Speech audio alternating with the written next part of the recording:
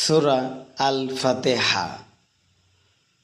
আউযু বিল্লাহি মিনাশ শাইতানির রাজীম।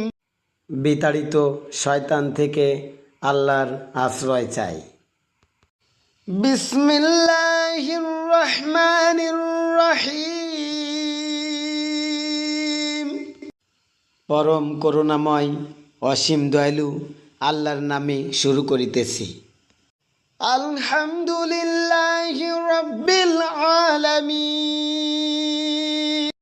সকল প্রশংসা আল্লাহর জন্য, যিনি এ বিশ্ব জগতের প্রতিপালক। আর রহমানির রহিম, যিনি পরম করুণাময় দয়ালু। মালিক ইয়াউমিদ্দিন, যিনি কর্মফল দিবসের মালিক। ইয়্যাকা না'বুদু ওয়া ইয়্যাকা নাস্তাঈন, আমরা আপনারই ইবাদত করছি এবং আপনারই নিকট সাহায্য চাচ্ছি।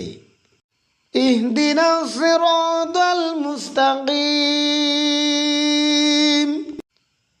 আমাদের সরল সঠিক পথ পরিদর্শন করো।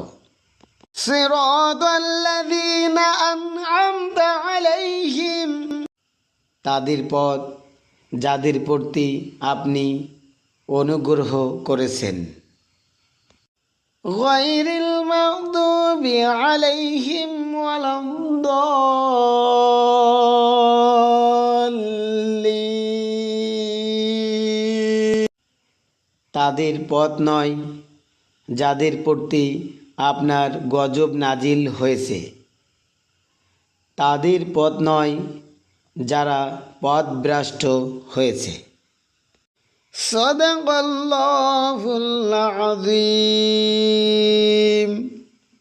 তেলাওয়াতকৃত সূরার বিশেষ বৈশিষ্ট্য। আবু হুরায়রা রাদিয়াল্লাহু তাআলা আনহু হতে বর্ণিত, তিনি বলেন, নিশ্চয়ই রাসূল সাল্লাল্লাহু আলাইহি ওয়াসাল্লাম বলেছেন, যখন ইমাম সাহেব আমিন বলে তখন তোমরাও আমিন বলো, কেননা ওই সময় ফেরেশতারাও আমিন বলে থাকে। যে ব্যক্তির আমিন বলা ফেরেশতাদের আমিন বলার সাথে মিলে যায়, তার পূর্ববর্তী গুনাহ মাফ করে দেওয়া হয়। আমিন অর্থ, হে আল্লাহ আপনি কবুল করুন। বুখারী হাদিস নম্বর 4475।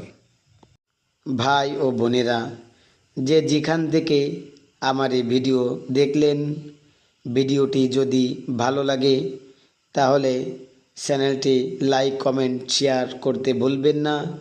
আর আপনি যদি আমার চ্যানেলে নতুন হয়ে থাকেন তাহলে চ্যানেলটি সাবস্ক্রাইব করুন।